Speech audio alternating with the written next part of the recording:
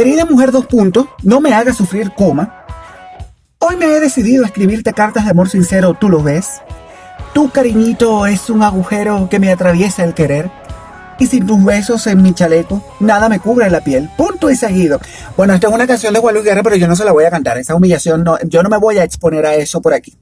Culturizando presenta Pónganse a leer con Pedro Julio. Hola gente, esto es Pónganse a leer con Pedro Julio, un espacio de divulgación de la lectura en el que nos encontramos para hacer apología de ese vicio maravilloso que nos une y nos consume a todos los que andamos por aquí, la lectura. Y lo que les acabo de referir es lo que les decía, una canción de Juan Luis Guerra y su 440. Es el inicio de una de las grandes canciones del merengue. Esa canción se llama Carta de Amor. Y no es que hoy vayamos a hablar aquí en Pónganse a leer de la bachata y del merengue en la literatura, aunque bueno, fíjate tú, esto me está dando como una idea. Podríamos hablar de la influencia de los, no sé, como de los libros en la música. ¿Qué les parece? Vamos a preparar algo por ahí. Bueno, la cosa es que hoy vamos a hablar de un hombre que dedicó parte de su vida a la gramática y que contribuyó determinantemente en la forma como escribimos los que estamos de este lado del charco. De manera que a mí no me sorprendería en absoluto que esta canción tenga alguna reminiscencia a la obra del autor del que hablaremos hoy en Pónganse a leer. Ese autor es Andrés Bello. Andrés Bello. El tipo que más hizo por el saber en América Latina en su época, y un hombre con una firme vocación por la enseñanza y una pasión incansable por las letras. Una pasión por las letras que yo diría que es tan grande como sus manos. Después de escuchar este episodio, ustedes van a ir a buscar, a googlear, y van a buscar algún retrato de Andrés Bello donde se le vean las manos y se van a fijar en sus manecitas. Y luego ya van a saber por qué yo digo esto. Pero bueno, fuera del chiste. Andrés Bello es sin duda uno de los hombres más fundamentales para el desarrollo de las letras en nuestro continente. Muchos, sobre todo en Venezuela, lo recordarán porque fue el maestro del Libertador, pero la verdad es que este hombre se dedicó a construir una sociedad mejor y yo creo que lo logró en su momento. Andrés Bello era caraqueño. Nació en Caracas, en la ciudad de los techos rojos, el 29 de noviembre de 1781. Era hijo de un señor llamado Bartolomé Bello, que era colega, era abogado. Era abogado de la audiencia de la ciudad y de Antonia López de Bello. Y gracias a la ocupación de su papá, la familia Bello López podía vivir cómodamente en aquel entonces. Fue un estudiante destacado en latín, una lengua que él logró dominar. Y cuando arrancó la gesta independentista, Andrés Bello se embarcó en una misión diplomática con destino a Londres. Uno de sus compañeros en ese viaje era Simón José Antonio de la Santísima Trinidad Bolívar Palacios, el Libertador, que había sido su alumno, pero fue su alumno una temporada muy cortita y luego ya pensamos que Andrés Bello fue como el maestro de Bolívar. Bueno, no, pero fue maestro de Bolívar unos meses, eso fue un ratico. En Londres, él estuvo desarrollándose en labores diplomáticas hasta que en 1812 se restablece el régimen colonial en Venezuela, fracasa la Primera República, terrible aquello, y bueno, este hecho, por demás lamentable, trajo como consecuencia que Andrés Bello se autoexiliara en el Reino Unido. A pesar de que él no pudo continuar como diplomático de la fracasada república, él siguió colaborando con los independentistas y fue el redactor del Censor Americano. También se encargó de la Biblioteca Americana y fue el director del Repertorio Americano. Todo muy americano ellos, ¿no? O sea, un tipo del nuevo continente. También Bello, pues bueno, trabajó en varias legaciones diplomáticas americanas en Inglaterra, ya no en la venezolana, porque la república había muerto, la primera, atención. Y entre esas legaciones diplomáticas americanas que había en Inglaterra, estaba la chilena. Entonces él se involucra con la legación chilena, empieza a trabajar con ellos y ahí conoce a Juan Egaña Risco, que era un político muy destacado y un escritor chileno, que además fue redactor de la Constitución de 1823, la Constitución chilena. Bueno, por medio de este caballero, Andrés Bello consigue viajar de vuelta a América, ya no a Venezuela, ahora a Chile, y llega por el puerto de Valparaíso en 1829. ¿Qué movió a Andrés Bello a dejar Londres por Chile? Lo que mueve a muchos migrantes la búsqueda de una estabilidad económica que parece ser el motivo por el cual muchos hermanos venezolanos viajan kilómetros y kilómetros que los separan de sus hogares y se van por ahí a aguantar cualquier cantidad de penurias que yo no voy a enumerar aquí porque entonces ahí sí es verdad que nos va a agarrar el cerebro. Bueno, en Chile, Andrés Bello se convierte en un personaje muy destacado de la intelectualidad y empieza a acudir a los salones más repimpollosos, tú sabes, de los movimientos intelectuales, y participa en debates de interés social. Es en Chile también donde él produciría su obra más importante y la obra que más influenciaría en la construcción de la institucionalidad del país. Estoy hablando de el Código Civil, porque sí, señores, Andrés Bello hizo importantes aportes en la educación y la cultura chilena, pero también aportó su genio al campo de la ley. Andrés Bello es el artífice del Código Civil chileno, imagínate tú. Él fue el impulsor incansable del movimiento literario de 1842 y fue también profesor del Instituto Nacional. Fue en Chile redactor del Araucano, pero quizás su labor más destacada en el campo de la educación fue al frente del rectorado de la Universidad de Chile, un cargo que ocupó desde 1843 hasta su muerte. Resulta que en 1842 Andrés Bello participa activamente en la creación de la Universidad de Chile, que nace con la ley orgánica del 19 de noviembre de ese mismo año. Al año siguiente es cuando lo nombran rector. Entonces, en sus años al frente del rectorado, trabajó duramente para consolidar las 5 facultades con las que inició la Universidad de Chile, que eran Filosofía y Humanidades, Ciencias Matemáticas y Físicas, Medicina, Leyes y Ciencias Políticas y, bueno, la Facultad de Teología. Cállate para atrás. La Universidad de Chile nace, bueno, con una influencia muy marcada por las universidades inglesas, la Universidad de Berlín y la Universidad Napoleónica. Y Bello estaba como muy empapado de lo que ocurría en las aulas europeas. De manera que en base a esto, él fue capaz de crear un nuevo paradigma de universidad que, según lo que dice Roberto Munizaga, que es un filósofo de la educación, en un artículo, Bello actúa buscando ajustar las condiciones especiales de Chile y en general las necesidades comunes de los países de América Latina que están en un trance de desarrollo a estos espacios universitarios y académicos. En su fervor por la educación, Andrés Bello propuso la creación de nuevas escuelas primarias y secundarias, porque él sentía que había que multiplicar el conocimiento, porque sólo así se formarían nuevos hombres de provecho y de bien, y de esa manera pues podía generarse todas estas generaciones que iban a ingresar luego en la universidad. Es al calor de esa vocación por la educación y de las letras que compuso su Gramática de la Lengua Castellana, obedeciendo a ese impulso, porque Bello era un tipo motivado por los estímulos que determinaban su contexto histórico, y en esta obra Andrés Bello evidencia su carácter lógico-científico a través de los estudios lingüísticos.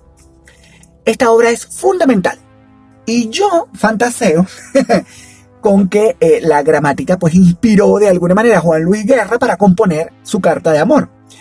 La Gramática de la Lengua Española, de la lengua castellana, mejor dicho, de Andrés Bello se publicó en Santiago de Chile en 1847 y representó la fundación de una doctrina amplia y sistemática.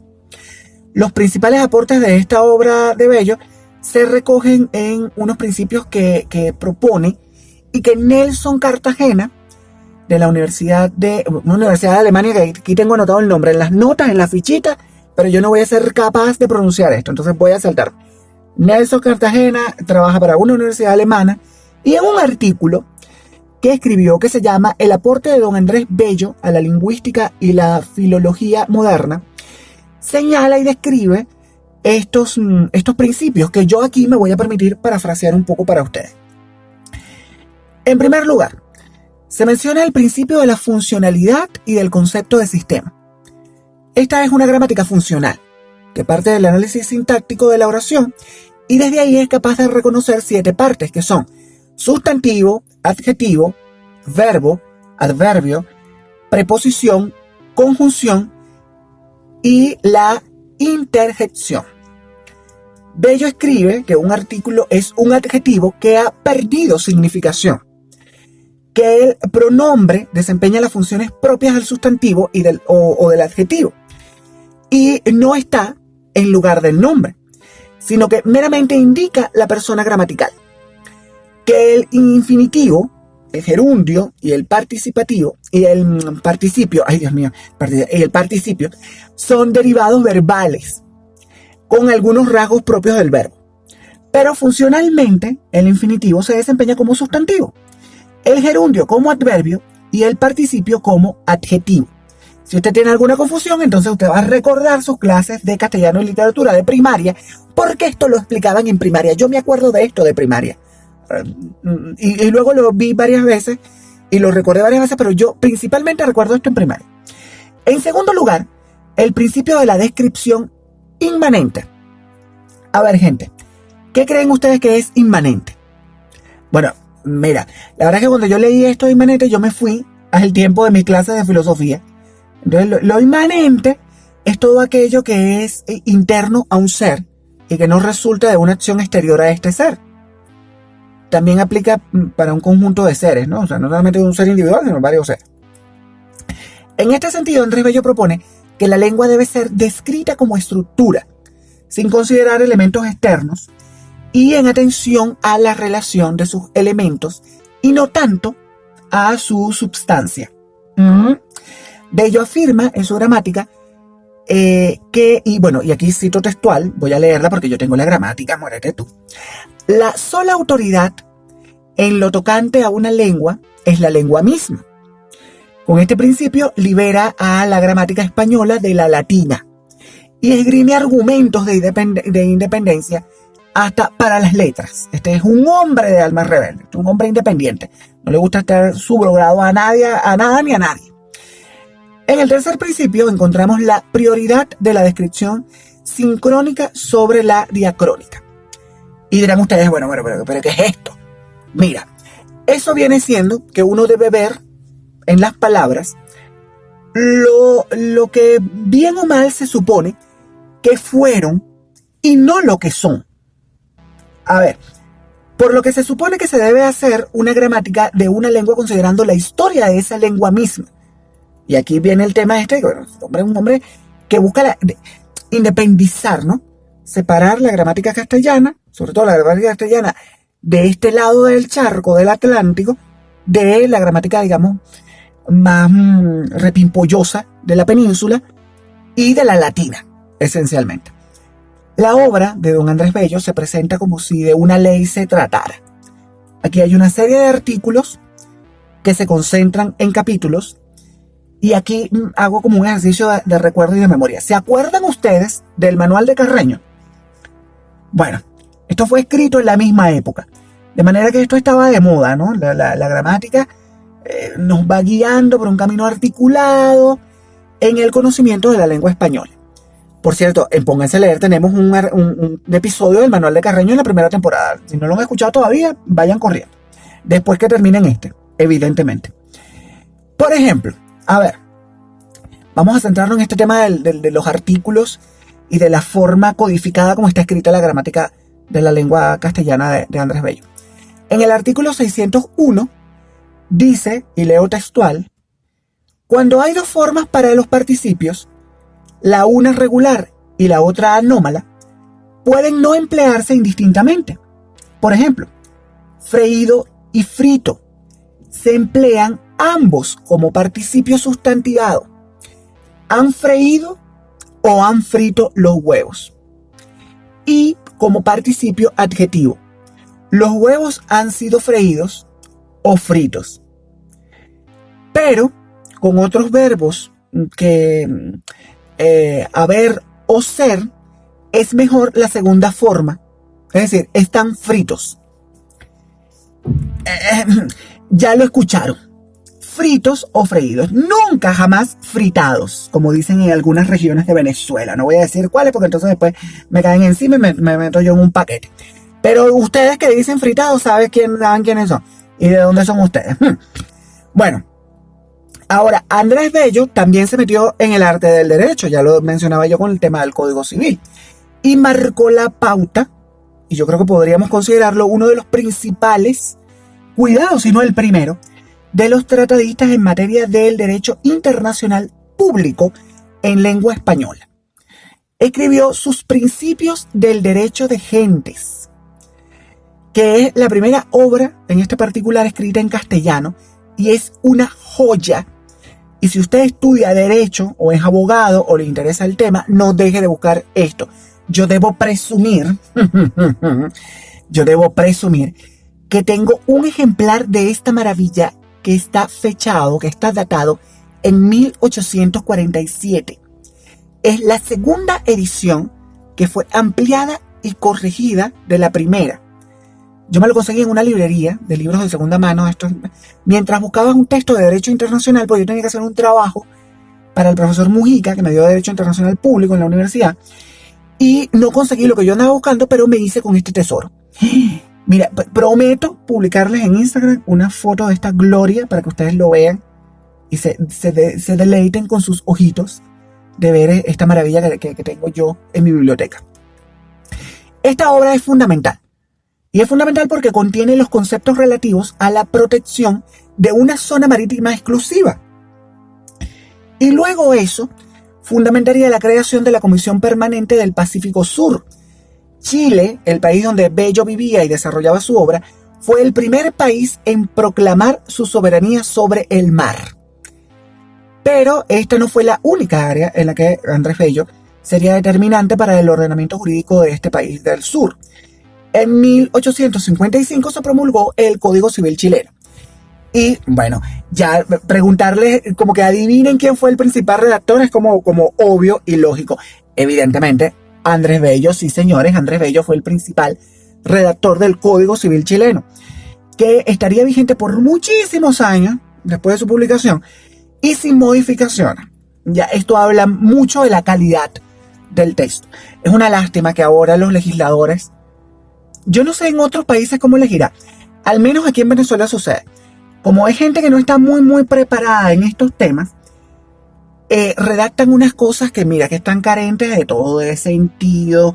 Aquí hay errores de sintaxis, aquí hay errores de lenguaje, es una cosa terrible.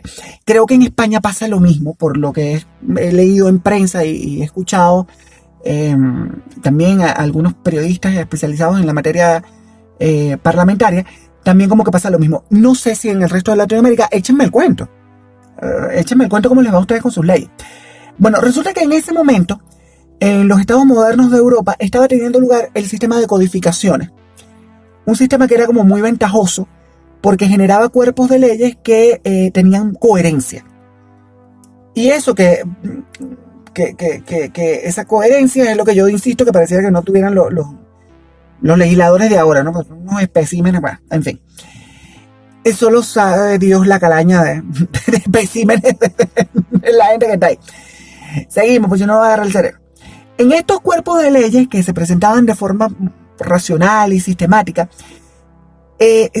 presentaban unas características fantásticas porque permitían que se reconociera dónde había vacíos y dónde había lagunas legales y pudieran ser llenadas y se pudieran aclarar las confusiones que la ley podía generar en una población. Andrés Bello era un tipo moderno, era un tipo avanzado, que buscaba siempre actualizar y actualizarse también. Entonces, utilizando la técnica de la codificación, preparó el corpus de un código civil para Chile. Empezó a trabajar en este corpus en 1840. De manera que le tomó unos cuantos años poner todo en orden, pero gracias a ese trabajo de minuciosidad y de detalle, el código es claro, es muy transparente y resultó muy fácil de aplicar luego. El trabajo de don Andrés Bello sirvió de fuente para otros países como Ecuador, como Colombia, por ejemplo, que lo adaptaron con muy pocas modificaciones a sus sistemas jurídicos. Definitivamente, estamos frente a una figura no solo fundamental para el devenir de nuestra historia común suramericana, sino también una figura que se convirtió con los años en un referente del buen hablar, del buen escribir, del buen hacer. Andrés Bello fue un hombre de letras y como tal cultivó varias parcelas en las letras. Bello, aunque no se conozca tanto, fue un poeta nato. Era un hombre con sensibilidad. Y eso lo grabó con fuego en su producción poética. La poesía de Andrés Bello es una poesía consona con su época. Está cargada de sentimientos, está cargada de tradición. A ver, ¿cómo se escribía poesía en esos años? Bueno, en ese momento la poesía estaba enmarcada dentro del romanticismo. Entonces este es un movimiento que se caracteriza porque privilegia en su temática la vida rural, la vuelta al campo, la vuelta también al pasado luminoso como si fuera un refugio, y también habla de la pasión ardiente. Imagínate tú. Los temas principales de los que habla Andrés Bello en sus poemas están estrechamente ligados a los temas que proponían los poetas de ese entonces. De manera que tenemos lo natural y la tradición, también tenemos lo nacional y lo popular, y finalmente tenemos el destino. A ver, paseemos ahora por sus poemas. Los elementos que les mencioné antes los encontramos, por ejemplo, en su obra, en esa joya que se llama Silva a la agricultura de la zona tórrida. O también en el Anauco. Yo les voy a leer un trocito de cada uno de estos poemas para dejarlos picados por la curiosidad, y luego ustedes van a ir a buscar estos poemas y los van a leer enteros, completitos, y se van a dar un banquete. Por ejemplo, Silva a la agricultura de la zona tórrida arranca así. Para tus hijos, la procera palma, su varío feudo cría, y el ananá sazona su ambrosía, su blanco pan la yuca, sus rubias pomas la patata educa, y el algodón despliega al aura leve, las rosas de oro y el vellón de nieve. A mí este poema me parece brillante, pero en el Anauco, Andrés Bello nos regala este verso. Por ejemplo, dice: resonarás continuo con mis humildes cantos, y cuando ya mi sombra sobre el funesto barco visite el erebo, los valles solitarios, en tus umbrías selvas y retirados antros, erraré cual un día, tal vez abandonando la silenciosa margen de los estigios lagos. Este caballero escribió poesía de la buena. Esa poesía que cuando uno la lee siente que se le vuela la tapa de los sesos, como decía Emily Dickinson. No se pierdan, por favor, de buscarla y de deleitarse. Esto es como darse un banquete donde cada poema es un bocado exquisito. Por ejemplo, está Rubia, El cóndor y el poeta, La oración por todos, Las ovejas, Miserere, A la nave, Moisés. Todos los poemas de Bello son para quedarse un rato absortos en sus versos. Pero probablemente el que a mí más me gusta de todos estos, porque me subyuga cada vez que lo leo, es Alocución a la poesía. Que si no se los leo en este episodio, yo me voy a ir al Averno. Entonces, la Alocución a la poesía dice así: a los hombres cantaste embelesados, y sobre el vasto Atlántico, tendiendo las vigorosas alas, al otro cielo, a otro mundo, a otras gentes, te encamina a la poesía. Doviste aún su primitivo traje, la tierra, al hombre sometida apenas, a las riquezas de los climas todos, América, del sol joven esposa, del antiguo océano, hija postrera, en su seno feraz, cría y esmera. Esto es oro molido. Cada letra es como una estrella así en un firmamento. Es una belleza. Andrés Bello fue un hombre de letras, un hombre con una vocación a la docencia y un jurista nato. Fue un hombre también de arte y de poesía. Llegó hasta hacer aportes a la teoría de los libretos de ópera que influyeron en los métodos de traducción. De hecho, hay un artículo de Schneider y Schumush del año 2009 que fue publicado por la revista del Congreso de la Sociedad Internacional de Musicología, en donde se habla de esto, de la influencia de Andrés Bello y de su método para la traducción de las obras operísticas. Es una delicia leer lo lejos que ha llegado la obra de Andrés Bello. Su gramática de la lengua castellana marcó un hito para los hablantes del castellano, y su espíritu de libertad lo llevaron a ser protagonista de uno de los momentos históricos más relevantes de nuestro continente. Andrés Bello murió en Chile el 15 de octubre de 1865. Lejos de su tierra, como pasa y como pasará con muchos paisanos que han partido. Solo que Andrés Bello se fue rodeado de su numerosa familia y con él, con el reconocimiento y el agradecimiento de la tierra que lo recibió. A muchos paisanos no les va a pasar igual, ni no les pasa igual. Y eso a mí me entristece mucho. Pero bueno, yo no voy a entrar ahí porque bueno, me indigno. Y entonces, gente, ya hemos llegado hasta el final de este episodio dedicado a Andrés Bello. Es hora de despedirse porque, bueno, nos va a agarrar el sereno. Y yo espero haberles picado la curiosidad y que después de escuchar este episodio, ustedes van a ir a buscar la obra de don Andrés Bello, el tipo de las manos grandes. ¡Ay, las manos! Yo tengo una teoría con las manos, pero eso se lo cuento después. Escríbanme a través de mis redes, @PedroCedeno A en Instagram y en Twitter, y échenme el cuento de cómo les va a ustedes con Andrés Bello. Si conocían su poesía, si sabían que gracias a él los países latinoamericanos se armaron de marcos jurídicos para defender sus territorios marítimos. Una vez más, no me queda así como que, bueno, mira, pudiera recordar la consigna en este momento, pero antes de, voy a agradecer a Culturizando, porque gracias a Culturizando, pónganse a leer, llega a ustedes. Entonces, es de bien nacidos ser agradecidos. Gracias a la gente de Culturizando, este ratoncito de biblioteca de 1,86 m llega a sus oídos y pues puedo compartir con ustedes y podemos juntos hacer apología de la lectura. Señores, ahora sí, nos vamos, pero antes les recuerdo la consigna, ya la saben ustedes. Pónganse a leer. Culturizando presentó Pónganse a leer con Pedro Julio. Una producción de culturizando.com.